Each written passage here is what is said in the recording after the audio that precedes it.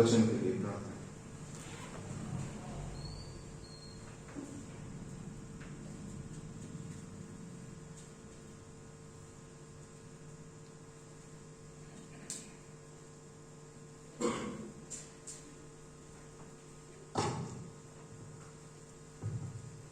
आइए हम प्रार्थना करें। महान दयालु पिता परमेश्वर, आसमान और जमीन के खुदा, हम आपके हैकल में आए हुए हैं, बड़ी नम्र और दीन से खुदाओं आपकी उपस्थिति को हम महसूस कर रहे हैं। और हम चाहते हैं पिता परमेश्वर कि हम आपके वचन के द्वारा अपने जीवन को बिताने वाले हो सकें। हम संसारिक रूप से तो अपने आप को बहुत सहज लेते हैं, लेकिन हम आत्मिक बातों के बारे में ज़्यादा ध्यान नहीं लगा पाते। वो समय आ गया है खुदावन कि हमें अब कमर कसना होगा और हमें तैयारी करनी होगी आपके स्वागत के लिए पिता परमेश्वर। हम आपकी बात जोते हैं और हम चाहते हैं खुदावन कि हम अनंत जीवन के बारिश होने वाले हो सकें। हम आज के वचन के लिए प्रार्थना और विनती करते हैं पिता परमेश्वर कि आपके दास के द्वारा नहीं, लेकिन आपके द्वारा से ये हम सबों को मिल सके। हम ज्यादा से ज्यादा खुदावन हम उस वचन को सुनने वाले हो सके और उस पर मनन करने वाले हो सके। पिता परमेश्वर हमें बुद्धि और समझ दे खुदावन, वचन की गहराइयों को हम समझने वाले हो सके। खुदावन आज के हम खास तौर से इस पवित्र सप्ताह में हम आपको हृदय से धन्यवाद देते हैं। जितने लोग यहाँ आए हुए हैं खुदावन आपके वचन के द्वारा आशीष लेके जाए। हम अपने हृदय से आपका स्वागत करते हैं पिता परमेश्वर, जो आपने हमें इतना सुंदर समय दिया है, इतना अच्छा जीवन दिया है पिता परमेश्वर, कि हम इस भवन में आके हम आपके वचन को सुन सकें और हम आपका धन्यवाद भी दे सकें। हम सब कुछ आपके पवित्र हाथों में सौंपते हैं पिता परमेश्वर। आज के वचन के द्वारा हम यहाँ से आशीष लेके जाने वाले हो सके। हम आपको उद्धार करता है प्रभु यीशु मसीह के नाम से। आमीन।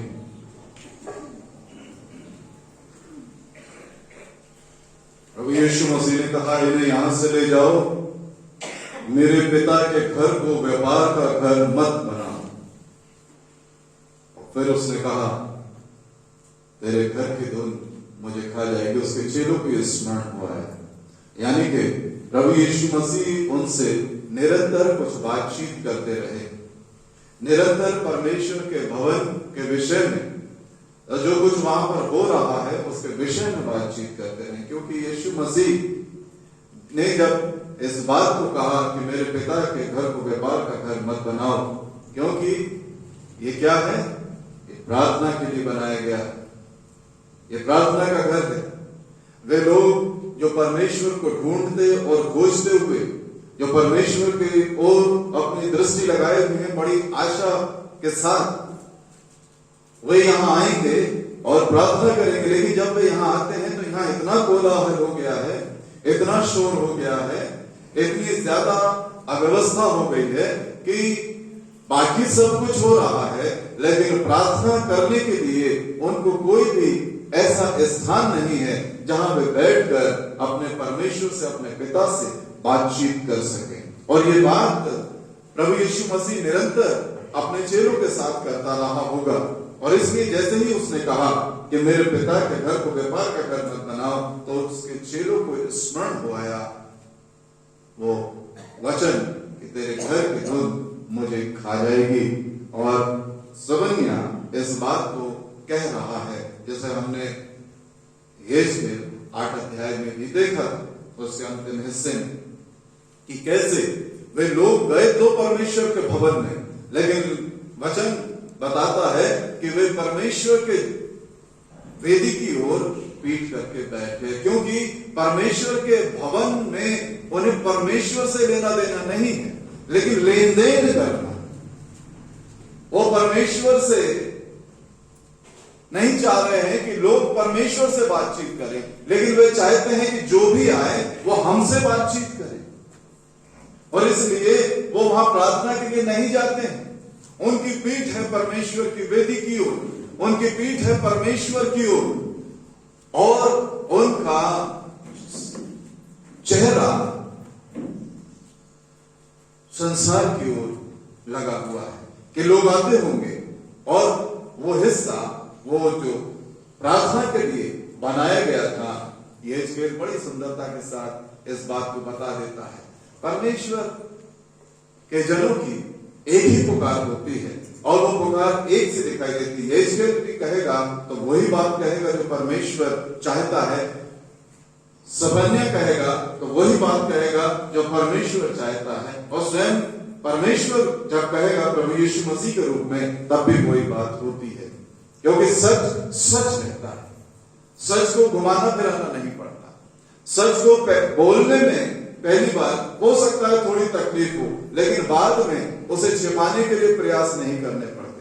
झूठ बोलने में ज्यादा तकलीफ नहीं होती, क्योंकि वो समय, उस पर्टिकुलर टाइम में झूठ हमें बचा देता है, लेकिन उस झूठ को बचाने के लिए सारी उम्र हम तकलीफ से गुजरते रहते हैं, परेशानी से गुजरते रहते हैं, चिंता से गुजरते रहते हैं। तो हम कहानियां बनाते हैं कि वो झूठ जो है वो किसी तरह से वो सच के रूप में लोगों के सामने बना रहे। इसलिए जो सच्चाई है उसका प्रकटीकरण परमेश्वर का वचन यहां पर कर रहा है, यहेजकेल के माध्यम से, सबन्या के माध्यम से और प्रभु यीशु मसीह के माध्यम से। सबन्या उसको कहता है, मैं उन सबों को दंड दूंगा जो डेवढ़ी को लांघते और अपने स्वामी के घर को उपद्रव और छल से भर देते हैं।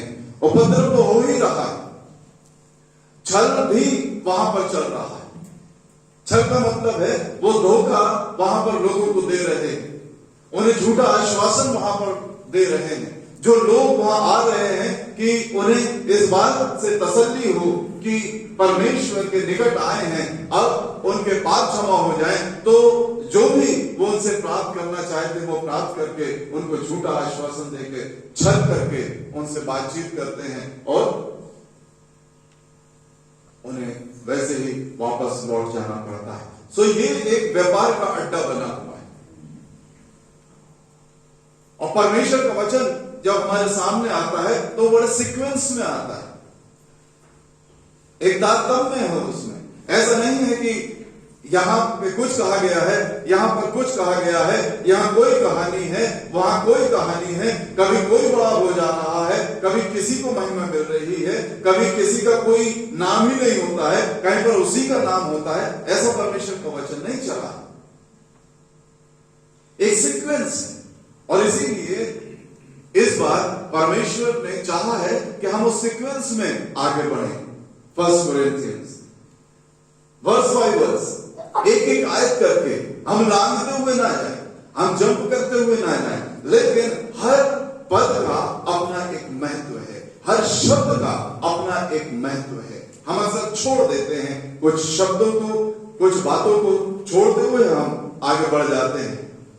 और एक शब्द अगर आप छोड़ दें, वो चाहे छोटा सा ही क्यों ना, अगर एक शब्द भी आप छोड़ देते हैं तो हम पाते हैं कि उसके मायने बिल्कुल बदल जाते हैं।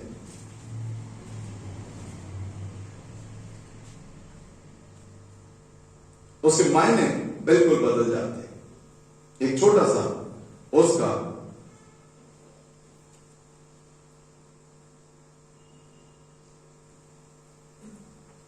एक उदाहरण आपके सामने रखा हूं, एक छोटा शब्द, और उसे हम गलत तरीके से सुनते रहे हैं, उस प्रचार भी गलत तरीके से होता रहा है, उसे बताते भी रहे हैं गलत तरीके से, उसे समझते भी हम गलत तरीके से। लेकिन अगर ये शब्द उस जगह पर अपने सही मायनों में प्रचार किया जाए तो उस व्यक्ति का पूरा चरित्र बदल जाता है। मेरे साथ निकालिए लूका रचित सुसमाचार उसका 19वां अध्याय और उसका 8वां पद। और यहां पर एक व्यक्ति है, आपको थोड़ा सा स्मरण हो आया होगा, जगह यहां एक व्यक्ति है। कैसा व्यक्ति था ये?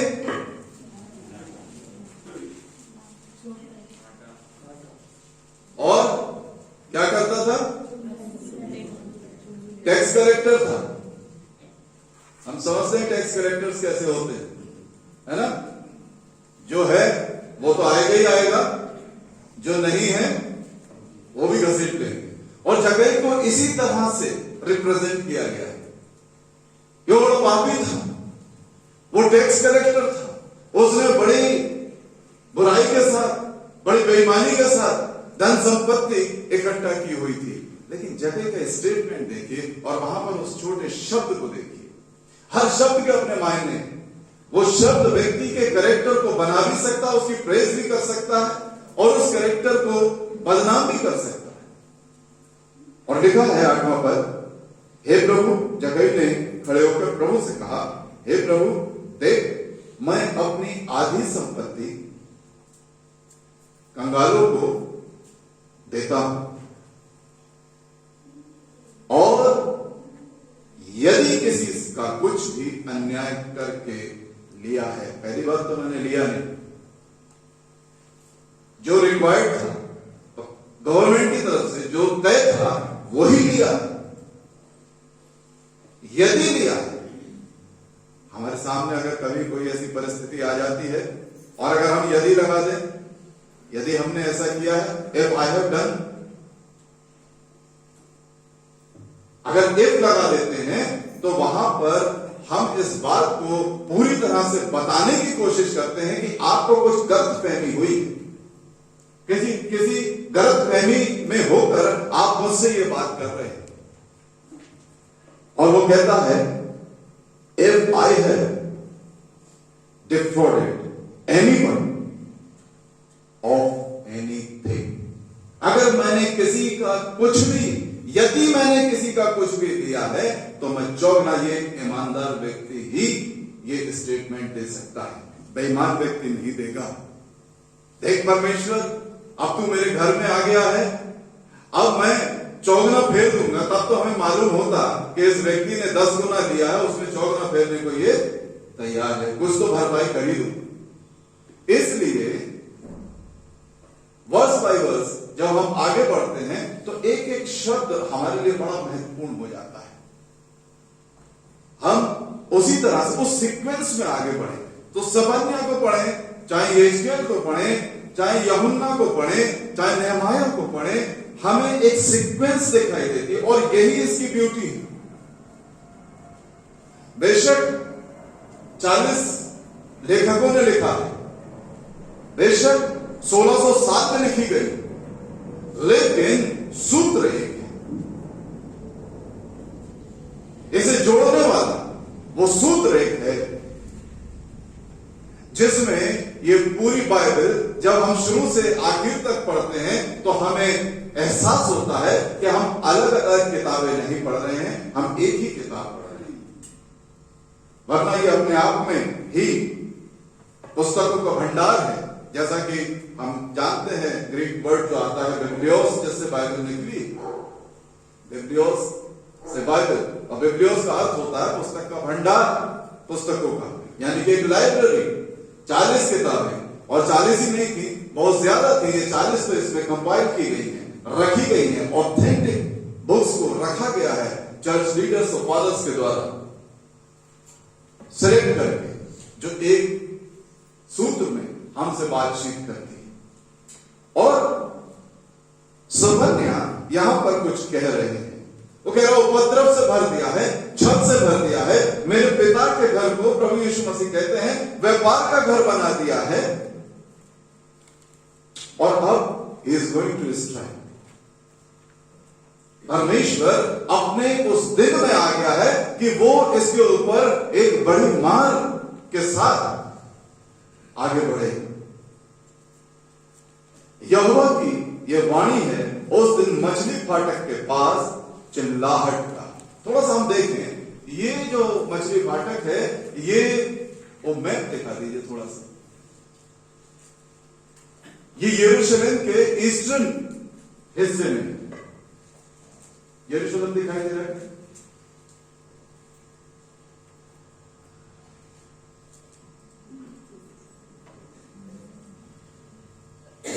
यरूशलेम दिखाई दे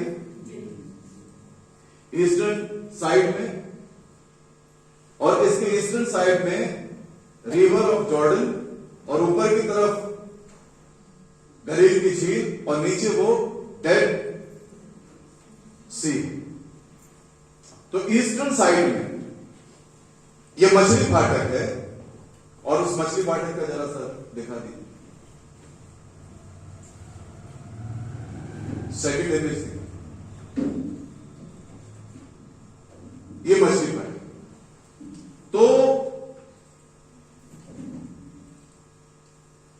जो मछुआरे थे वो मछलियां पकड़ के इस गेट से एंटर हुआ करते थे, ऐसे मछली फाटक कहते थे।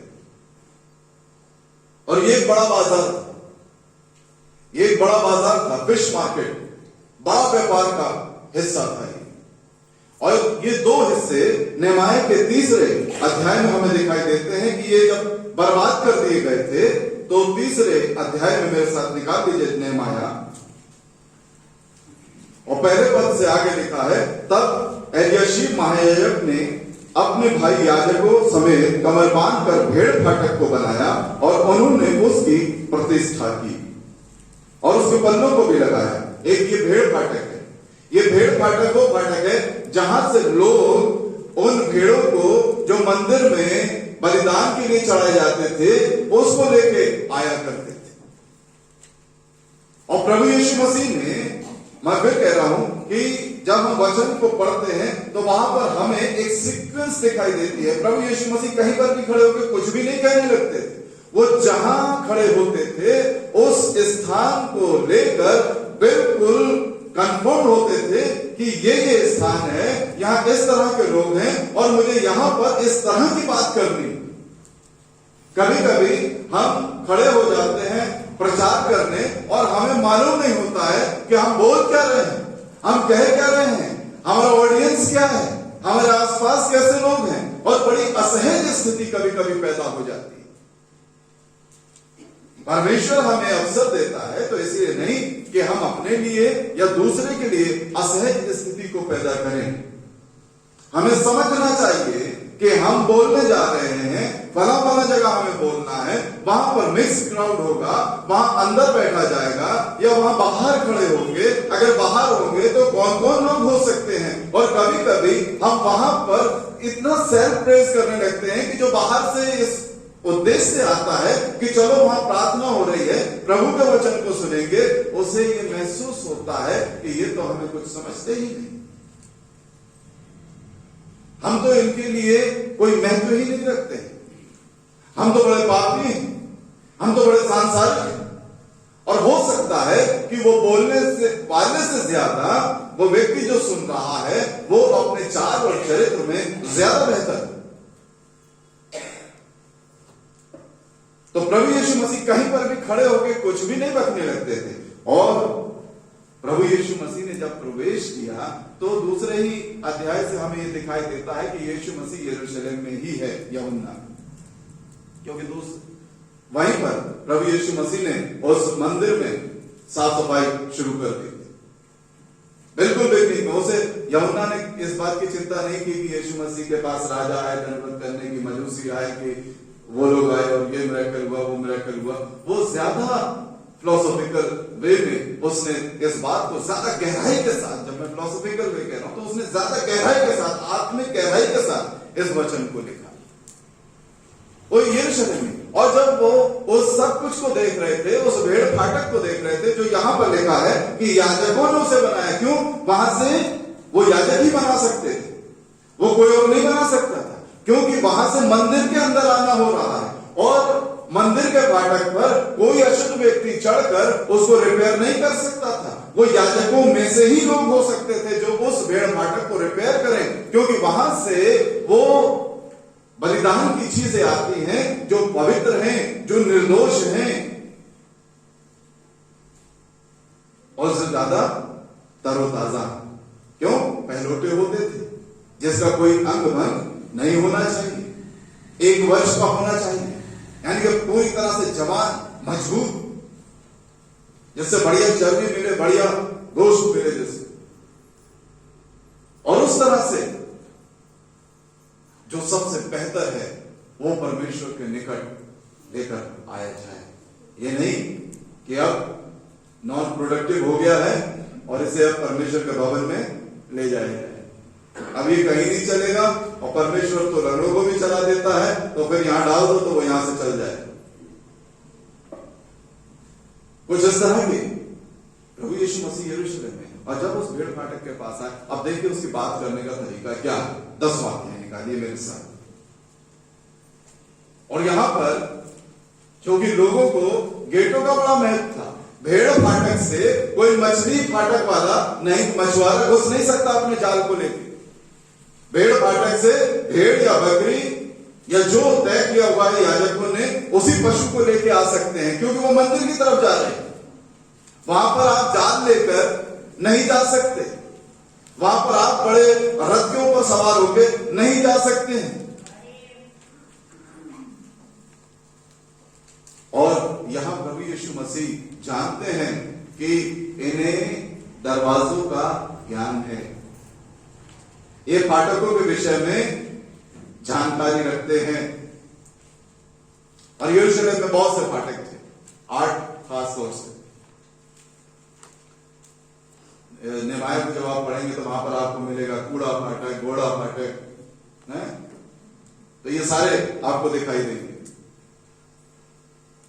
मछली फाटक, भेड़ फाटक, इनके विषय में नेहमाया ने जब उसको रिपेयर कराया उस सिटी वॉल को, तो ये सारे फाटक हमें दिखाई देते हैं। सो यहां पर जब वो यहां आए हैं तो प्रभु यीशु मसीह जानते हैं कि ये ऑडियंस किस तरह की है, ये लोग कौन है, मुझे क्या बात करनी है।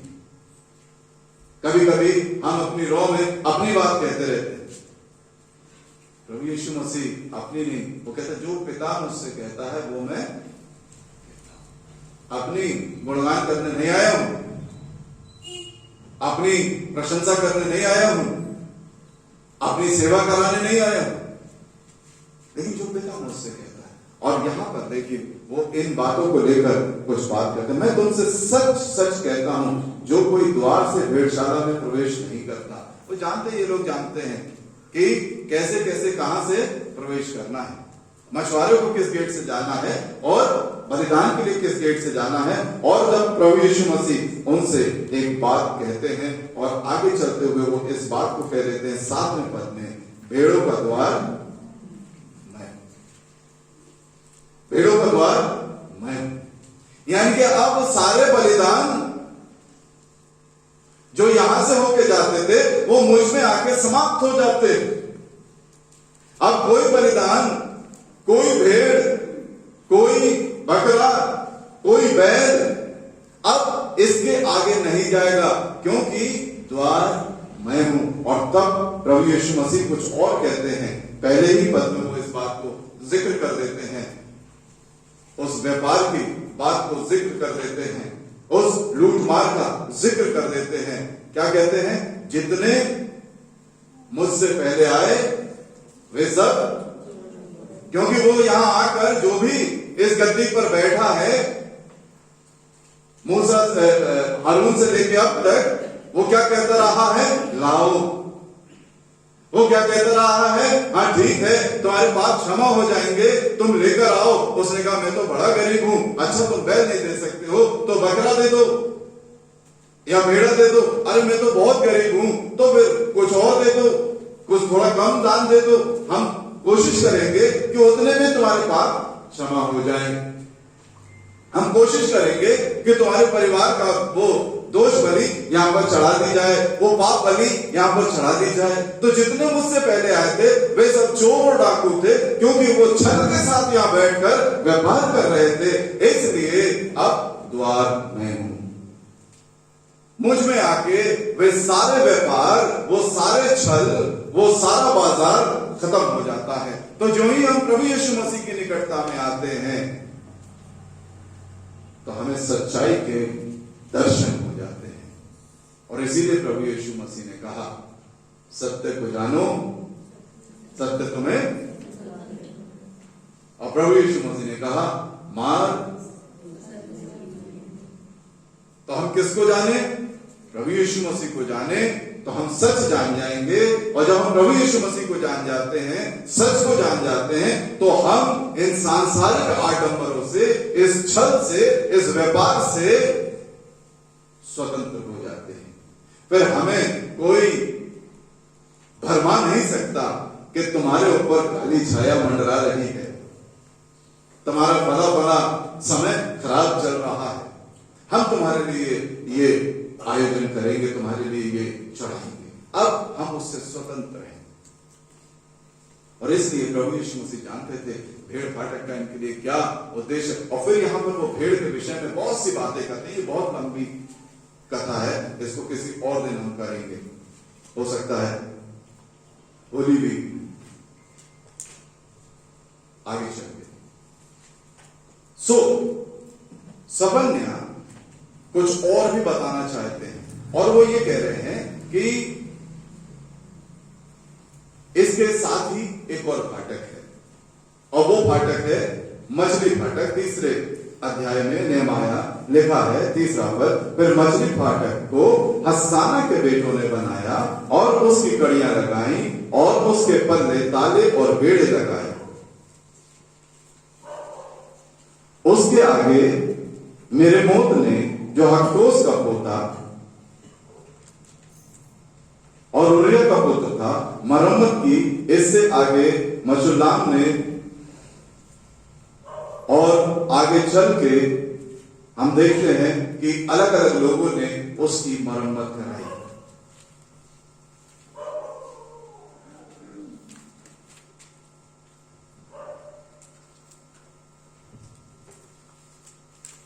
सबन्या कहते हैं उस दिन मछली फाटक के पास चिल्लाहट का और नए टोले मिश्ना में हाहाकार का और टीलों पर बड़े धमाके का शब्द होगा। इस मछली फाटक में बड़ा व्यापार, एक व्यापारिक केंद्र ये बना हुआ था जहां पर बड़ा लेन देन संसार का हुआ करता था। हम सब जानते हैं कि इजराइल में मछली का बहुत ज्यादा प्रयोग होता है, हम सब जानते हैं। चाहे 5 रोटी 2 मछली, चाहे प्रभु यीशु मसीह का अपने चेलों को यौना के अध्याय में जब हम पहुंचते हैं वो रोटी और मछली का देना हो, चाहे वो पतरस से कह रहे हो जाल डाल, चाहे वो 21वें अध्याय में हम पाते हैं कि चेलों से कहते हैं कि फिर से जाल डालो, और हम पाते हैं कि निरंतर उस झील के आसपास प्रभु यीशु मसीह का भ्रमण होता रहता है। वहीं से उसने अपने चेलों को भी पुकारा, वहीं से उसने उनको अपने पीछे आने के लिए कहा। 5वां अध्याय लूका कहता है जब भीड़ परमेश्वर का वचन सुनने के लिए उस पर गिरी पड़ती थी तब वो गन्नेसरत, यही गरीब की झील भी है, कहीं कहीं पर इसे गन्नेसरत की झील कहा गया है, गन्नेसरत की झील के किनारे पर खड़ा था। तो ऐसा हुआ कि उसने किनारे पर 2 नावें लगी हुई देखी और उससे उतर कर पतरस क्या कर रहा था, अपने जालों को धो रहा था। वे मछलियां पकड़ते थे और इस मछली फाटक पर आकर व्यापार करते थे, अपना परिवार चलाते थे, उनकी रोजी रोटी थी, उनकी जीविका थी, उनकी सारी जिंदगी वो थी। उनकी जिंदगी का ताना बाना वो झील और मछली फाटक था, उनका व्यापार का हिस्सा और जो उनकी कार्य स्थल था। वे वहां पर इसके बीच में लगातार चलते रहते थे, या यूं कहें कि वो इसी के बीच में झूल रहे थे। एक बाल्यकाल से लेकर एक प्रौढ़ावस्था तक ये मछुआरों के लिए झील, नदी और मछली फाटक। कभी कभी हम भी इस जीवन को इसी तरह से इस संसार में लिप्त कर देते हैं और हमारे लिए दूसरे किसी चीज के कोई मायने नहीं रह जाते। कभी कभी हम निराश होते हैं, कुछ नहीं मिल रहा है, उस निराशा में बैठकर अपने खाली जालों को देखते रहते हैं, उसको रिपेयर करते रहते हैं, उसे साफ करते रहते हैं। और कभी कभी जब हमें कुछ प्राप्त हो जाता है तो हम बड़े आनंद के मारे लोगों को बुलाते हैं, उनसे सहायता लेते हैं और फिर ये सोचते हैं अब हमारे आगे के लिए बहुत कुछ हो गया है। लेकिन हम जान लें कि चाहे हम कितना भी कुछ कर लें, कहीं ना कहीं पर फिर से एक खालीपन आ जाता है। कुछ भी कर लीजिए, एक खालीपन आ जाए। ये चेले बहुत मेहनत कर रहे थे, लेकिन एक खालीपन वहां पर था। ये बैठे अपने जालों को साफ कर रहे थे। प्रभु यीशु मसीह उनके लिए एक बेटर ऑप्शन लेकर आते हैं। जब भी परमेश्वर से हमारी मुलाकात होती है, जब भी परमेश्वर हमसे बातचीत करता है, हमारे जीवन में एक बेटर ऑप्शन होता है। इसलिए उससे बातचीत होती रहनी चाहिए, चाहे परिस्थितियां कैसी भी हो, चाहे जाल खाली हो, चाहे सारी रात की निराशा हो, चाहे संसार से हमें कुछ मिला है या नहीं मिला, चाहे परिवार से हमें कुछ मिला है या नहीं मिला, चाहे हमारे साथ के लोगों से हमें कुछ मिला है या नहीं मिला, चाहे हमारे मित्रों से हमें कुछ मिला है या नहीं मिला है, लेकिन परमेश्वर है जो एक बेटर ऑप्शन के साथ, एक बेहतर विकल्प के साथ मेरा और आपका इंतजार कर रहा है। और वो चाहता है कि वो एक डिवाइन इंटरवेंशन मैं उसको समझने पाऊं। परमेश्वर चाहता है कि वो अपनी सामर्थ के साथ मेरे जीवन में प्रवेश करे।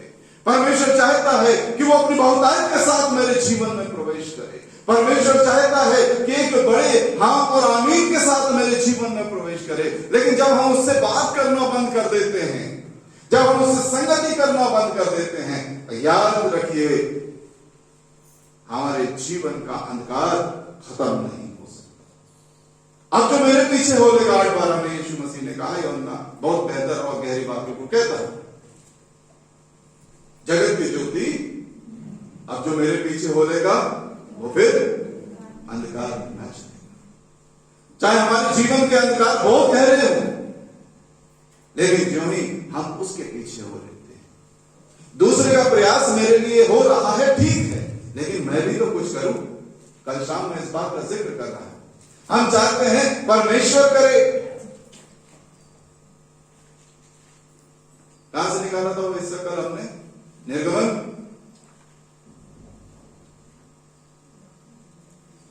14। हाँ, कुछ लोग सुनते हैं। 14, 13, 14, 15, 3 है। हम चाहते हैं परमेश्वर करे बड़े ताकत के साथ। मूसा बड़े विश्वास के साथ मूसा खड़ा है, बड़े हियात के साथ क्या कहता है? मत डरो, मत घबराओ, और तुम खड़े खड़े यहोवा के, आज तुम खड़े खड़े यहोवा के उद्धार को, आज वो तुम्हारा उद्धार कर देगा। और यह जो मौत तुम्हारे सामने खड़ी है मिस्र की सेना के रूप में, इसे तुम फिर ना देखोगे, खत्म हो जाएगी। What a great leader, what a faith. अब जो कल थे उनको थोड़ी सी हंसी आ रही होगी क्योंकि आगे की बात उन्हें मालूम।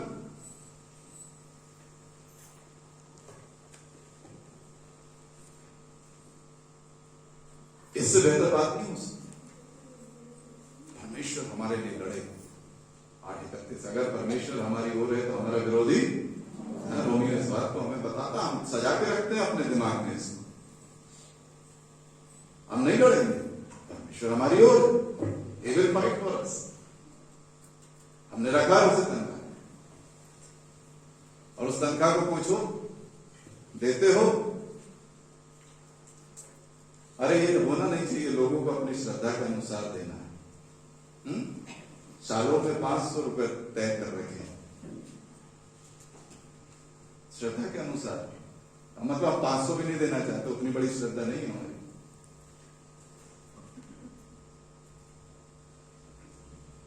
अब परमेश्वर हमारी ओर से लड़ेगा क्योंकि हमने उसे रखा हुआ है। He is commander.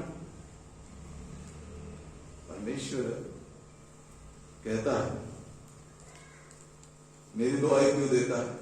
अरे बीच में आके धोखा दे दिया परमेश्वर, तू मेरी दुआई क्यों देता है? मूसा को गश आ गया होगा थोड़ी देर के लिए, चक्कर आ गए होंगे, अंधेरा छा गया होगा। ये जिसने मुझसे कहा था मैं तेरे साथ रहूंगा, अभी इतने मिरेकल्स हुए हैं 10-10 बड़े बड़े, अब यहां आ गए, सामने सेना है, पीछे लाल समुद्र है, उधर नहीं जा सकते, आगे भी मौत है, पीछे भी मौत है। अब ये क्या कह रहा है? तू मेरी दुहाई क्यों देता है? क्यों? क्योंकि परमेश्वर चाहता है कि मैं कुछ नहीं। और मुझे एक दृश्य मेरे जहन में आता है इस समय, क्या करा होगा don't stand behind, come in front. परमेश्वर नहीं चाहता कि हम पीछे खड़े होकर बड़ी बड़ी बातें करें। परमेश्वर नहीं चाहता कि मैं किसी और के कंधे पर बंदूक चला, वो ये नहीं करते, वो ये नहीं करते, वो ये नहीं करते। परमेश्वर कहता है तेरे पास बंदूक ना सही, एक लाठी तो है, उसकी सामर्थ मैंने तुझे दिखाई है, और अभी तू पीछे खड़ा हुआ है। लोग देखें कि तू कैसा लीडर, लोग जाने कि मूसा जो हमारा नेतृत्व कर रहा है, परमेश्वर उसके माध्यम से क्या कराना चाहता है। We are face of God in front of this world. आप सोचिए परमेश्वर हमें क्या बनाना चाहता है और हम क्या बने रहना चाहते हैं। हम अपना चेहरा छिपाना चाहते हैं, परमेश्वर हमें अपना चेहरा बनाना चाहता है। Don't stand behind, come in front. और मुझे वो दृश्य याद आता है जो मेरे जहन में चल रहा है। दवा, डरा, सहमा मूसा पीछे खड़ा है परमेश्वर के, और परमेश्वर ने एक बच्चे की माने में उसका हाथ पकड़ा होगा और कहा होगा सामने, सामने। परमेश्वर हमें सामने रखकर काम करना चाहता है, ताकि परमेश्वर को तो महिमा होती ही है, ताकि लोग हमें भी जाने, लोग हमें भी जाने। और उसने कहा अपना हाथ इस समुद्र के ऊपर क्यों नहीं बढ़ाता है, इस लाठी को इसके ऊपर क्यों नहीं बढ़ाता है, और देख तब कुछ होगा। जो कुछ मेरे पास है अगर वो मैं परमेश्वर के लिए झोंक देता हूं, तो वो समुद्र जो अभी तक मौत वन के सामने खड़ा था, उनके लिए जिंदगी की राह दे देता है, रास्ता दे देता है। एक जिंदगी का रास्ता, एक मार्ग जीवन का वहां तैयार हो जाता है। लेकिन हमें सामने तो आना होगा, उस कॉन्टेक्ट में तो रहना होगा परमेश्वर के। हमें परमेश्वर की दुहाई नहीं देनी, हमें परमेश्वर के साथ मिलकर काम करना है, हमें परमेश्वर के साथ मिलकर काम करना है। और इस मछली फाटक में प्रभु यीशु मसीह चाहते थे, सबने इस बात को बता रहा है, इस बाजार को खत्म कर देगा, ये बाजार खत्म हो जाएगा, लेकिन जिस बाजार में परमेश्वर तुम्हें खड़ा करेगा, उस जमाने के अंत तक तुम उस पर प्रभावी हो। क्यों? जाओ और सारे जगत के छोर तक मेरे गवाह ठहरो, और देखो मैं जमाने के अंत तक तुम्हारे साथ। एक नाम है जो चलेगा जमाने के अंत तक, और वो है इवेंजलिस्ट, वो है सुसमाचार, वो है उस आखिरी व्यक्ति तक को सुसमाचार बताने का। बाजार खत्म हो जाएंगे, वर्ल्ड ट्रेड सेंटर ध्वस्त हो गया, खत्म हो गया, बड़े बड़े बाजार खत्म हो जाते हैं।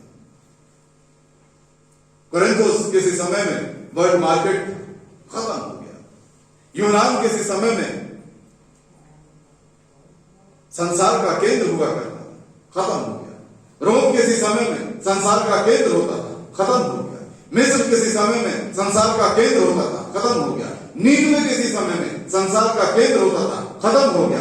बेबीलोन किसी समय में संसार का केंद्र होता था, खत्म हो गया। अगर कुछ खत्म नहीं हुआ तो परमेश्वर का प्रचार है, जो जमाने के अंत तक परमेश्वर चाहता है। और वो कहता है इस मछली फाटक में पतरस तू जाएगा तो जरूर, लेकिन इस मछुआरे के रूप में नहीं जो मछलियों का व्यापार करता है। I will make you fishers of man, मैं तुझे मनुष्यों को जीवता पकड़ने वाला बनाऊंगा। इस मछली फाटक में अब जाएगा तो जरूर, लेकिन एक अलग व्यक्तित्व के साथ, एक अलग चरित्र के साथ। एक अभी तक पतरस जाता था, उसकी निगाहें ग्राहकों को तराशती थी। अभी तक पतरस जा रहा है तो एक बोझ के साथ जो उसकी पीठ के ऊपर लदा हुआ है। अभी तक पतरस जा रहा है तो एक बेचारगी के साथ, एक उम्मीद के साथ कि आज इस मछली का सही दाम मिलेगा या नहीं। लेकिन परमेश्वर चाहता है अब पतरस जाए तो वहां के लोगों की आंखें पतरस की ओर लगी हों, वहां के लोगों की आंखें पतरस की ओर लगी, और हम इस बात को बेहतर जाने कि अब जब पतरस गया तो पतरस के पास उन्हें देने के लिए ये था